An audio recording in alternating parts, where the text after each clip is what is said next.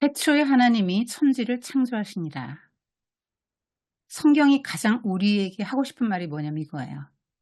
가장 중요하고 가장 하고 싶은 말이니까 맨 처음에 나왔겠죠. 태초, 어떤 시점이라기보다는 천지 창조의 6날을 가리킵니다. 태초의 개념이 우리는 조금 어려워요. 우리는 한계가 있고 3차원의 시공간에 살기 때문에 영원, 태초 이런 개념을 이해할 수 없습니다. 하나님이가 성경 전체의 주어입니다. 히브리어로 엘로힘, 장엄 복수라고 해요. 하나님은 한 분이신데 너무나 장엄하기 때문에 복수로 표현해요. 창조하신이라는 단수입니다. 하나님이 천지를 창조하셨으니까요. 무한한 능력을 가진 분이라는 걸 알겠죠? 성경이 선포하는 거예요. 과학적으로 설명해 주지 않습니다. 천지를, 하늘과 땅, 우주를 말하는 거예요. 그때는 우주를 말하는 단어가, 히브리 단어가 없었기 때문에 그냥 천지를, 하늘과 땅을 만드셨다 하지만 눈에 보이는 하늘과 땅뿐 아니라 이 온 우주를 만드신 거예요. 창조는 바라, 히브리어로 하나님에게만 쓸 수 있는 단어예요. 주어가 하나님일 때만, 재료가 아무것도 없는 무의 상태에서 무엇인가를 새로 만들어낼 때만 사용되는 단어입니다. 하나님의 주권과 능력을 강조해요. 사람은 있는 것으로 뭘 만들지요. 하나님은 전능하시기 때문에 지혜와 상상력과 힘과 능력이 무한하시기 때문에 없는 것을 있게 하십니다. 여러분 아파트에 사나요? 근데 그 아파트 같은 걸 한번 생각해 볼까요? 저절로 생겼을까요? 잘 지어진 집은 설계자와 건축자가 있죠, 분명히. 누군가가 계획하고 설계하고 시공한 결과예요. 하물며 이 질서정연하고 광대한 우주, 또 지금 80억이 넘는 사람들이 사는 지구라는 집이 저절로 생겼을까요? 성경은 집마다 지은이가 있는 것처럼 만물을 하나님이 지으셨다고 선포합니다. 하늘은 나의 보좌, 하나님은 하늘에 계시고요. 땅은 하나님이 발을 올려놓는 곳입니다. 땅과 하늘을 하나님이 다 지으셨다고 성경에 선포하고 있어요. 하나님을 안 믿는 사람들은 하나님을 빼니까 저절로 우연히 생겼다고 말할 수밖에 없는 거예요. 또 혹은 원래 어떤 작은 것, 그 먼지 같은 것, 어떤 작은 것이 빅뱅을 일으켜서 시간과 공간이 생기고 천지 만물도 생기고 사람이 저절로 생겼다, 이렇게 말합니다. 태양계는 별들의 충돌로 우연히 생겼고 생명체는 아메바에서 진화했다, 이렇게 말하죠. 그런데 이것은 그 믿음의 문제예요. 여러분, 이것도 믿음의 문제예요. 진화론도요. 봤어요? 증명할 수 있습니까? 과학이 아니에요. 그래서 진화론을 믿든 천지를 창조하신 하나님을 믿든 그건 여러분이 선택하는 거예요. 근데 우리는 어떻게 이 모든 세계가 하나님이 지으셨다는 거 아냐는 거죠. 믿음으로 안다는 거예요. 이 믿음은 하나님이 주시는 거예요. 하나님이 믿음을 주신 사람만 믿을 수 있어요. 성경이 말씀하잖아요. 보이는 것은 나타난 것으로 말미암아 된 것이 아니다. 그러니까 진화론자들은 나타난 것으로 말미암아 됐다고 하잖아요. 이미 나타난 거 뭔가 있는데 그걸로 됐어. 근데 그 나타난 게 뭐냐? 빅뱅? 빅뱅을 일으킨 원인 물질이 뭐야? 그건 어디서 그건 몰라. 아니, 원인을 규명하는 게 과학인데 그런 건 모른대요. 근데 성경은 뭐라 그래요? 보이는 것은, 우리가 지금 보는 거는 나타난 것으로 말미암아 된 게 아니야. 원래 아무것도 없었는데 하나님이 만드셨다, 이렇게 말하고 있는 거예요, 성경이. 하나님이 없다고 말하는 사람들은 우주 만물이 어떻게 해서 생겨났냐, 우연히 생겨났는데 어떻게 이렇게 인격적이고 질서정연하게 태양계와 이 지구의 모든 것들이 운행되는지 설명할 수 있어야 해요. 봄, 여름, 가을, 겨울. 한 번도 봄 다음에 가을이 온 적은 없지요. 아침에 해가 꼭 뜨죠. 저녁엔 해가 져요. 밀물, 썰물 일정합니다. 그리고 사람은 생명체를 만들 수 없거든요. 또 어떻게 생명체가 존재하게 되었나 설명할 수 있어야 되는데 최초의 물질, 아메바에서 진화했다 하지만 그 최초의 물질은 어떻게 해서 생겼냐? 아, 그건 모른다 그래. 우연히 생겼다는 거예요. 근데 과학이 원인을 규명하는 학문인데 원인을 모르면서 과학이라고 합니다. 여러분, 태초에 하나님이 천지를 창조하실 때 이렇게 선포하는데 사탄경 1장 1절은 미국 캘리포니아에 사탄을 숭배하는 사탄교회 있어요. 숫자가 전 세계적으로 굉장히 많습니다. 이 사탄교회에도 바이블이 있는데요. 이렇게 시작됩니다. 내 삶의 주인은 너 자신이다. 사탄이 하와를 유혹해서 선악과를 따먹게 했을 때도 이 같은 말을 했죠. 네가 하나님이 될 것이다. 그러니까 왜 하나님 말 들어? 네가 하나님 되면 되잖아. 그래서 오늘날 여러분이 그 오즈의 마법사나 뭐나 영화 많이 봤지요? 그게 하는 말이 뭐예요? 네 안에 답이 있어. 넌 무엇이든지 할 수 있어. 이렇게 말하는 거야. 근데 성경은 너는 무엇이든지 할 수 없다. 너는 한계가 많은 존재야. 하나님 의지하지 않으면 너는 못 살아. 이렇게 말합니다. 정말로 여러분, 그 사탄이 말하는 대로 여러분의 주인이 여러분이 되면 하나님처럼 될까요?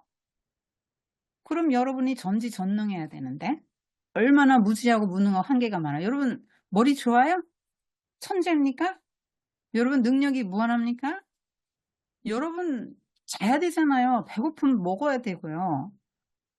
여러분 한계가 많은 걸 날마다 느끼잖아요. 무지하고 무능한 것이 인간입니다. 약합니다. 병들어요. 또 죽습니다. 내가 주인이면 내가 나를 구원해야 되는데요. 병들었을 때 여러분이 여러분을 구원할 수 있어요? 여러분 죽음으로부터 여러분 스스로를 구원할 수 있어요? 못합니다. 그리고 여러분 인생이 여러분 뜻대로 되는 거 거의 없을걸요. 살아봐요. 여러분이 인생이 주인이라면 왜 여러분 마음대로 안 됩니까? 한 시간도 더 못 살아요. 살고 싶어도. 다 부자 되고 싶지만 부자 될 수 없습니다. 왜요? 여러분이 삶의 주인이라면 여러분 삶이 여러분 마음대로 돼야지요. 여러분이 원하는 대로 돼야죠. 왜 안 되지요? 여러분이 여러분 인생의 주인이 아니라는 말이에요. 그 성경은 하나님이 네 인생의 주인이다. 하나님이 너의 왕이야. 이렇게 말합니다. 그래서 우리는 성경에서 배웠죠. 그래서 알기는 알아요. 머릿속으로는 압니다. 아, 내 삶의 주인은 하나님이야. 하나님 천지 만물을 창조하시고 나도 창조하시고 너무나 잘 알아요. 그런데요. 여러분 주인 누구예요? 진짜 누굽니까? 여러분 말은 그렇게 하는데 여러분 생활의 주인이 누굽니까? 실제적으로는 뭘 믿고 살지요? 뭘 의지합니까? 대부분 사람들이 돈을 의지하고 삽니다. 돈을 하나님 삼아서 살면서 착각해요. 나는 교회 다니니까 나 하나님을 주인으로 알고 왕으로 모시고 사는 사람이야 이렇게 착각하지만 실제 삶에서는 자기 맘대로 사는 거예요. 그래서 생각해 봐야 돼요. 현실에서 내가 하나님을 나의 주인으로 인정하고 왕으로 모시고 사는 것들은 나의 삶에서 어떤 양태로 나타나는가? 하나님을 인정하기 때문에 예배도 드리죠. 뭐가 하나 내게 왔어도 감사하게 되는 것입니다. 하나님이 주셨다 이렇게 생각하니까요. 내가 또 헌금을 한다든가 또 하나님이 주신 물질인데 정말 이웃을 위해서 약자를 위해서 쓰는 걸 기뻐하시고 그걸 원하시니까 이웃에게 흘려보낸다든가 또 부모님 말씀에 순종하는 것도 중요한 거예요. 그것도 하나님 인정하는 겁니다. 왜냐하면 하나님이 저 부모님을 나의 부모님으로 세우셨다 하기 때문에 부모님에게 순종하는 것은 곧 하나님에게 순종하는 게 되는 것이에요. 여러분 과일 하나 먹고 또 뭐 밥 먹을 때 이런 대자연을 볼 때 이런 거 감사할 수 있어야 돼요. 그런 것들이 다 하나님 인정하는 거예요. 어디 놀러 가가지고 너무 멋있어 이렇게만 하지 말고 이것을 하나님이 만드신 것이다 인정하고 하나님을 누리고 하나님을 찬양하는 것도 여러분 그게 하나님을 왕으로 주인으로 삼고 살아가는 것이죠. 내 마음대로 살고 싶지만 성경이 이렇게 말씀하고 있고 하나님이 이렇게 원하시는데 그렇게 살아야지 이렇게 살아가는 것입니다. 근데 여러분이 하나님 주인 삼으면 나는 자유를 잃어버리지 않을까 이런 걱정할 수 있는데 아까 돌아온 탕자 이야기 잠깐 했지만 하나님을 주인 삼았을 때 나는 가장 자유롭다고 말하는 것이에요. 그 비유가. 그 둘째 아들이 아버지 말하자면 하나님 없이 살고 싶어서 집을 나가죠.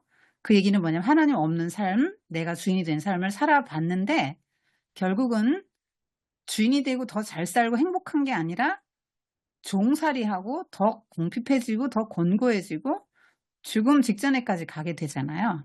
결국은 아버지 집에 돌아와서 모든 것이 회복되는 거예요. 그래서 하나님을 주인 삼았을 때 이 하나님이 어떤 분이냐. 우리를 자유를 구속한 분이 아니에요. 우리에게 자유의지를 주신 분이잖아요. 그렇게 생각하도록 하는 게 이제 마귀죠. 그래서 하나님을 주인 삼았을 때 그 하나님은 너무나 좋은 분이지. 우리에게 자유를 주시고 모든 것을 공급해 주는 분이기 때문에 이 하나님을 주인으로 삼았을 때는 가장 행복한 거야. 가장 자유롭고. 그래서 세상은 내가 내 인생의 주인이니까 자아를 실현해야 돼. 자아를 성취해야 돼. 자기를 발견하고 자기를 개발해야 돼. 자기 주도적인 삶을 살아야 돼. 이렇게 말하죠. 성경은 자기를 부인하라 그래요. 하나님을 주인으로 삼고 하나님을 의지하고 사랑하면서 살 때에 너는 하나님 나라 얻고 하나님이 너와 함께하고 영원히 새로운 삶의 양태를 갖게 되고 남을 살리고 윤택하게 하는 인생이 될 거야. 너도 행복하고 남도 행복하게 된다. 이렇게 말씀하고 있는 거예요. 창조 이전의 상태는 땅이 혼돈하고 공허하며 흑암이 깊음이 있고 하나님의 영은 수면 위에 운행하시니라. 이렇게 성경이 말씀합니다. 그때 당시 고대 근동의 바벨론 신화나 이런 데를 보면은요.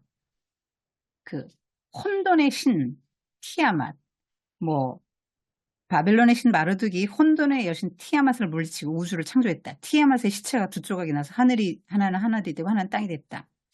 이렇게 말하는데 모세는 그거 틀렸다고 말하는 거예요. 성경은 어떤 신들 간의 싸움이나 갈등이나 그런 거 없어요. 그냥 말씀으로 창조하십니다. 하나님의 나라는 전쟁이 없어요. 평화의 나라예요. 하나님이 명령하시면요. 흑암, 혼돈 이런 거 다 그냥 물러가요. 기꺼이 하나님의 명령에 따릅니다. 하나님이 흑암의 세력과 싸워서가 아니라 황량하고 아무것도 없었다는 얘기를 이렇게 하는 거예요. 흑암이 깊음 위에 있다. 바벨론 신화로 치면은 혼돈의 신, 물의 신 뭐 이런 거 있거든요. 그런데 성경은 그렇게 말하지 않아요. 물이 신적인 존재가 아니라 하나님이 창조하신 거라고 말하는 거예요. 이게 하나님이 영원 수면에 운행하시는 첫째 날 빛이 있으라 이전에 이제 수면에서 물이 나오는데 여러분이 어떻게 생각하면 되냐면 맨 처음에 우주는 아무런 형태도 없이 텅 비어 있었고요. 깊고 짙은 어둠 속에서 아무 생명체도 없고 물질은 아무 형체를 갖지 못하고 무질서하고 좀 깜깜했다. 그러니까 원소들이 이렇게 존재했다는 거예요. 처음에는 액체나 고체나 없었다는 거예요. 그 물 같은 거 처음에 없었는데 맨 처음에 생긴 것이 수소예요. 그래서 수소들이 산소와 결합해서 물이 됩니다. 하나님이 모세에게 열어주지 않은 부분이 뭐냐면 천지창조 이전의 부분은 얘기를 안 해주신 거예요. 원래 하나님께서 어떻게 그 천지창조 이전에 천사들을 창조하고 신들의 세계가 어떻고 이런 거는 말씀을 절대로 안 하셨습니다. 그래서 열어주지 않았기 때문에 사람은 몰라요. 그때 이야기는. 다만 이제 여기서부터 아는 거예요. 원소들이 존재했고 텅 비고 아무 것도 없는 그 공허한 곳에서 수소가 제일 먼저 생기면서 그 다음 물이 생긴 게 물이 가장 먼저 만들어졌구나 하는 것부터 시작하는 거예요. 그래서 하나님께서는 이 혼돈하고 공허한 세상에 온갖 생명들로 가득 채워서 아름답고 활력 있고 질서 있고 조화로운 세상을 만들기로 계획하셨습니다. 성부 하나님이 계획을 하셨고 성자 예수님은 실행하셨고요. 또 성령 하나님은 수면이 운행하시다. 이거는 이제 마치 닭이 알을 품고 보호해서 이제 병아리를 낳는 것처럼 온 세상을 이렇게 품고 계시고 물 위를 이렇게 움직이고 계셨다는 거예요. 성령 하나님은 생명을 낳기 위해서 준비하셨다. 사람들이 거주할 땅, 온갖 생명들이 거주할 그 땅을 만들기 위해서 하나님의 성령이 운행하셨다. 이렇게 이해하면 됩니다. 맨 첫날 빛을 창조하셨습니다. 세상이 깜깜했는데 하나님이 빛이 있으라 이렇게 말씀하시니까 온 우주에 흩어졌던 수많은 원소가 융합해서 빛을 품어내기 시작한 거예요. 여러분, 태양이 그 수소 원자가 이제 4개 결합하면 헬륨이 되면서 빛이 나잖아요. 빛이 생깁니다. 이렇게 빛이 생기는데 이 빛은 뭐냐면은 그 태양빛은 아니에요. 태양빛이라면 태양을 먼저 만드셨겠죠. 이 빛은 하나님에게서 난 우주의 근원적인 빛이에요. 그리고 하나님이 이처럼 영광스럽다는 걸 나타내 주는 거예요. 하나님의 형체가 없으신데요. 그 영광이 빛으로 나타나는 거예요. 하나님 자신이 빛이라고 성경에 나옵니다. 하나님에게서 난 우주의 근원적인 빛이. 하나님이 이런 분이다. 하나님의 존재와 영광과 성품이 이러하다라는 걸 나타내 주는 것이 빛이라는 거예요. 빛은 초속 30만 킬로를 가지요. 1초에 지구를 7바퀴 반을 도는데요. 지구 둘레가 4만 킬로잖아요. 근데 1초에 7바퀴 반을 도니까 얼마나 빨라요. 사람들은 그 빛의 속도, 빛이 뭐 입자와 파동으로 되었다 이런 거는 알지요. 근데 빛이 어떻게 생겼나, 왜 생겼나 몰라요. 성경은 하나님이 말씀으로 빛을 만드셨다고 이렇게 말합니다. 아무것도 없는데 있으라 하니까 있었다는 거예요. 말씀 한마디에 혼돈과 어둠이 즉시 물러갑니다. 싸움 없어요. 질서가 탁 잡히죠. 한마디 말씀에 온 세상이 밝아졌습니다. 처음에는 원소들이 다 뒤섞여 있고 아무 형체가 없었는데 중력도 없었어요. 어떤 물리적 법칙에 따라 움직이는 상태가 아니었는데 말씀 한마디에 이렇게 빛이 생겨나면서 착착착 질서를 잡아가면서 어둠이 물러가는 거예요. 이 하나님 말씀의 권위를 말해줍니다. 한 번 말씀하시면 그대로 되는 거예요. 이 빛이 하나님 보시기에 좋았다 이렇게 말씀합니다. 이 좋았다라는 거는 하나님이 만드신 빛이 하나님이 만들려고 했던 그 목적, 선하신 목적에 딱 맞고 부족함이 없이 계획대로 완벽하게 되었다 이런 뜻입니다.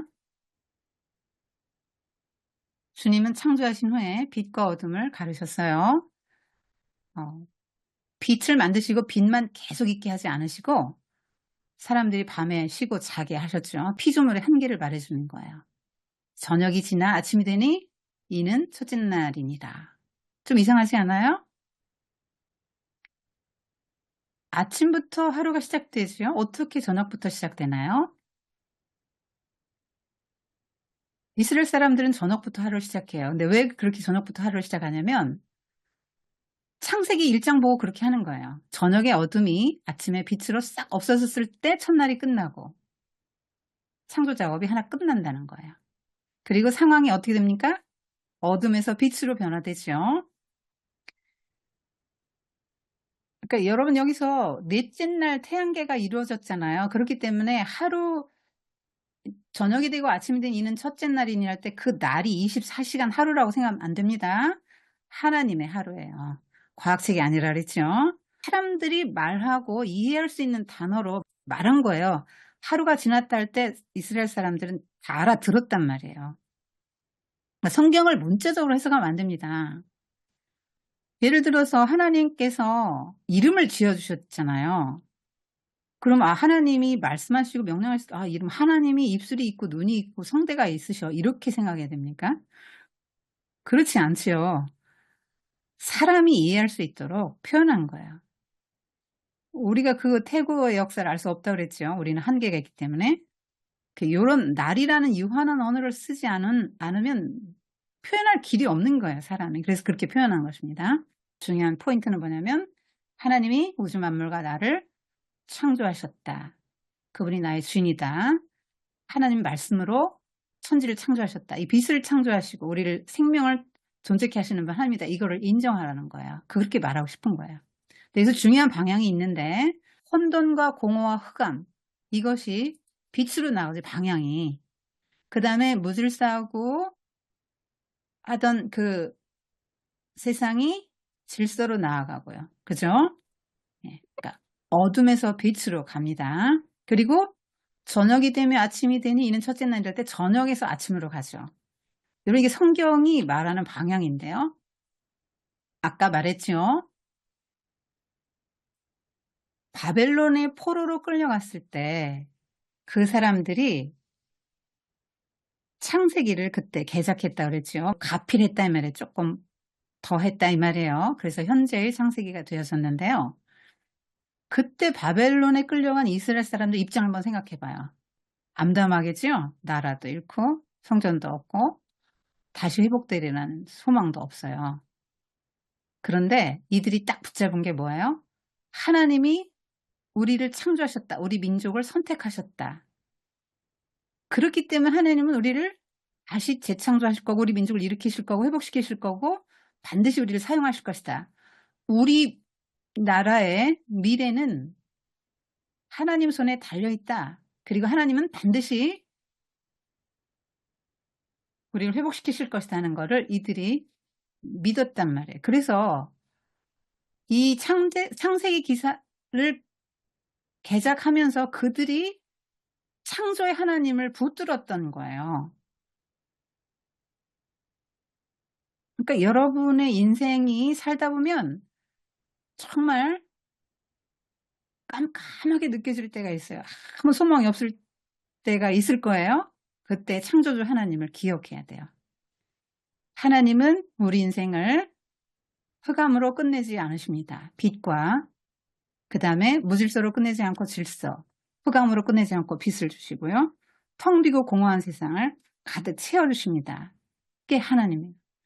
그리고 그때 당시 사람들로는 완전히 그 빛과 어둠이 이분법적으로 그 사람들을 생각했거든요.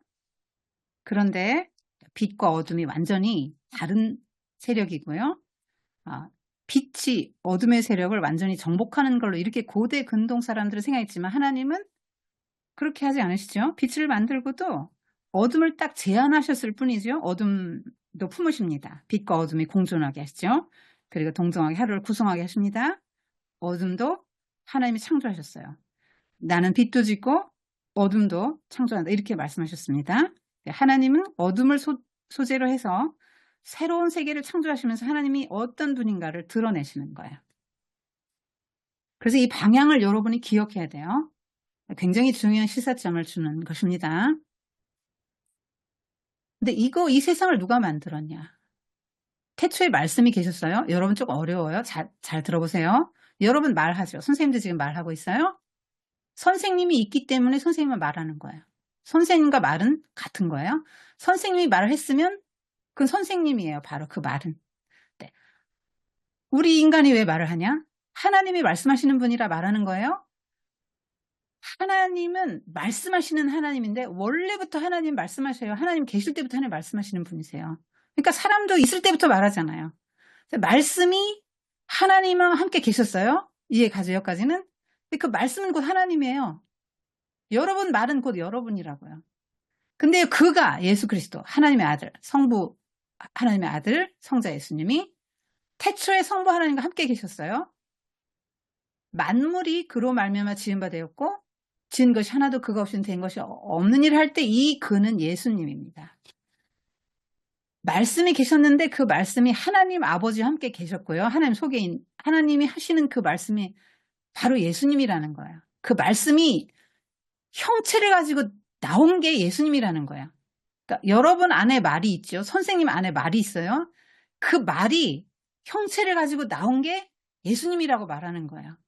말씀으로 다 이루었으니까 예수님이 창조하신 거예요. 하나님 형상이 없어요. 아무도 본 사람이 없습니다. 그런데 보이지 않는 하나님의 형상인데 보일 수 있도록 오신 분이 예수님인데 그분이 만물을 그로 말미암아 만물이 생겼다는 거예요. 그뿐 아니라 하늘과 땅에 보이는 것들, 보이지 않는 것들은 뭐예요? 왕권들, 주권들, 통치자들, 권세들, 이거 다 뭡니까? 영적인 세력을 말하는 거예요. 천사들.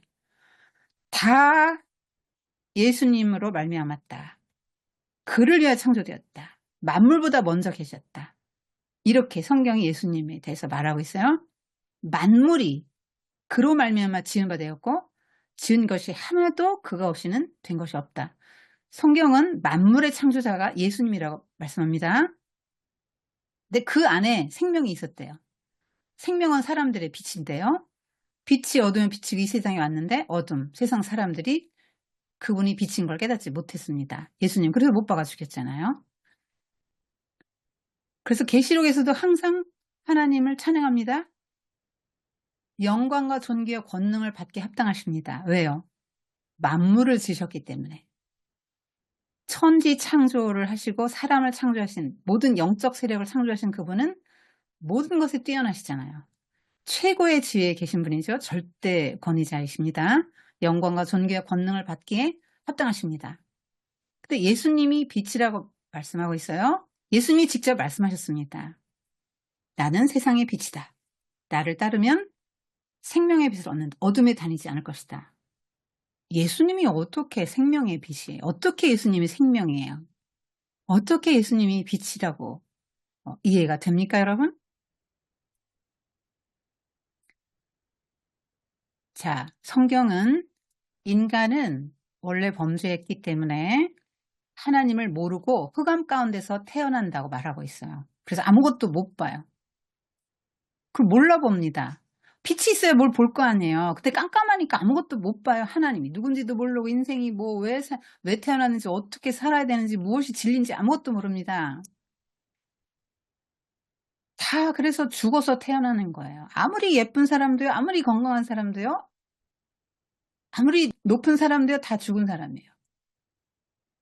그런데 예수님을 믿는 순간에 그 죽은 자가 살아나고 생명을 얻는다는 거예요. 죽음은 뭐냐면 하나님과 관계가 끊어진 상태죠. 하나님 모르고 사니까요. 죽은 자예요. 근데 예수님이 오니까 하나님이 이런 분이야 라고 알려준단 말이에요. 열어서 보여준단 말이에요. 하나님이 이런 분이야. 죄 때문에 이렇게 관계가 끊어져서 너희는 죽은 자와 방불해서 죄를 짓고 흑암의 세력에 거하고 있는 거야. 그래서 빛이신 예수님이 쫙 와서 비춰줬더니 하나님이 보이고 내가 얼마나 죄인인지가 보이고 그런 게 보인단 말이에요. 알게 된단 말이에요. 그거를 성경은 빛이라고 표현하고 생명이라고 표현하는. 그래서 하나님과 관계가 회복되면 하나님이 처음에 인간을 창조했을 때 죄가 들어가기 전에 그 인간 영생을 주고자 만드셨던 그 인간의 생명, 신적인 생명이죠. 하나님처럼 영생하도록 만들어진 그 생명을 다시 주신다 이 말이에요. 그래서 거듭난다, 새 생명을 얻었다, 구원받았다, 하나님 나라에 들어왔다, 영생을 얻었다, 다 같은 말인데 그렇게 표현하게 되는 것입니다. 예수님이 사람들이 다 모르고 흑암 가운데서 죽은 상태에서 모르는데 예수님이 알려줘서 빛으로 오셔서 비춰줘서 내가 어떤 존재가 하나님이 누군지를 알게 해주기 때문에 세상에 비치고 생명의 빛이에요. 거듭나요. 그래서 생명을 얻게 됩니다. 여러분 그런 경험 있나요? 빛이 쫙 밖에서 들어올 때 방안 내부에 그 공간에 먼지들이 이렇게 햇빛에 비치는 거 본 적 있어요? 굉장히 많죠. 여러분 우리 그 이불 같은데 옷에서 섬유질 혹은 몸의 각질들 그 각질들이 1년에 한 3kg 나온다니까 어마어마하죠? 한 사람이. 그런 것들이 다 공기 중에 떠다니는 거예요. 근데 평소에는 못 보죠. 먼지 안 보입니다. 그처럼 빛이신 예수님이 우리 영혼을 비춰주시면 내가 이렇게 어둠 가운데 있었구나. 그래서 어둠이 물러가시오. 그러면서 내가 얼마나 죄악된 존재인지를 알게 되는 거예요. 그리고 회개하고 주님을 믿으면서 다시 하나님과 관계가 회복되어서 하나님과 다시 교제하게 되는 걸 새 생명을 얻었다. 육신이 햇빛이 없으면 못 살아요. 광합성 작용을 못해서 식물이 못 살고 그러면 사람이 뭘 먹고 살아요? 햇빛이 없으면 우리 몸이 못 사는 것처럼 영혼의 빛이 없으면 영혼이 못 살아요. 우리 스스로는 하나님 몰라요. 죄도 모르고 모릅니다. 예수님이 와서 밝혀 주어야 아는 거예요. 그래서 나는 어둠인가 빛인가? 아, 나 어둠인 것 같기도 하고 빛인 것 같기도 하고 어떤 때는 빛인 것 같고 어떤 때 어둠인 것 같아. 그렇지 않아요? 여러분, 그럼 어둠이지요. 내 안에 빛 대신 예수님이 계시면 어둠이 있을 수 없는 거예요. 여러분. 그래서 여러분 인생에 어둠이 왔다. 내 마음이 어둠이 왔다 할 때 어떻게 되겠어요? 빛이신 예수님을 자꾸 영접해 드려야 되죠.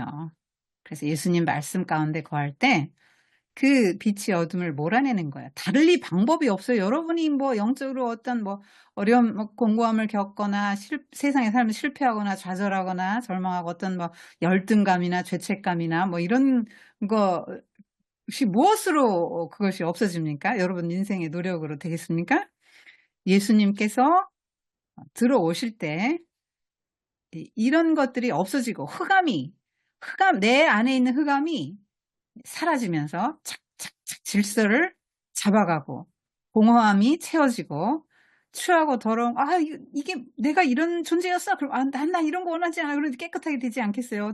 도덕적으로 거룩하고 성결하게 살려고 노력하지 않겠어요? 보여주시니까. 그래서 예수님이 우리 안에 들어오실 때 이렇게 어둠에 다니지 않고 생명의 빛을 얻고 빛처럼 살고 빛된 삶, 세상의 빛이다. 너희는 세상의 빛과 소금으로 살아라 할 때 그런 빛의 상태로 살아갈 수 있게 되는 거야. 하나님은 오늘도 우리를 재창조하시죠. 무엇으로? 성경 말씀으로. 태초에 빛이 있으라 한 그 말씀하고 오늘 성경 말씀 똑같은 거예요, 여러분. 다른 거 아니에요.